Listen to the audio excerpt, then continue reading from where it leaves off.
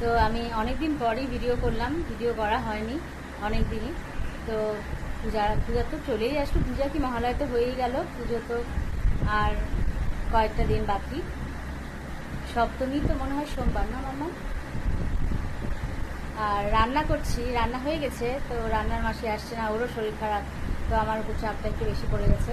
তো যাই হোক, এখনও স্নান হয়নি, করবো। রান্না হয়ে গেছে, কই মাছ করলাম, ফুলকপি আলু দিয়ে কুমড়া চিংড়ি করলাম, ভাতে সিদ্ধ দিলাম হচ্ছে বেগুন আলু। তো এখন রান্নাঘর মধ্যেও পরিষ্কার করবো, তারপরে স্নান করবো। ঠিক আছে? তোমরা ভালো আছো তো সবাই? আমি আছি, ভালোই আছি।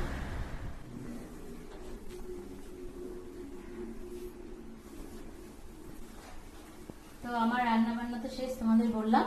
তো এখন গ্যাস মোছামুছি আর রান্না, হাতটা একটু ধুয়ে নিই।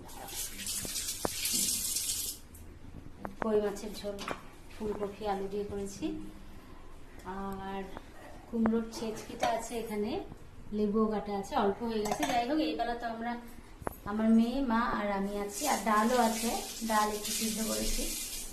এই রান্না আজকে, এগুলো হয়ে যাক, তারপরে যাবো।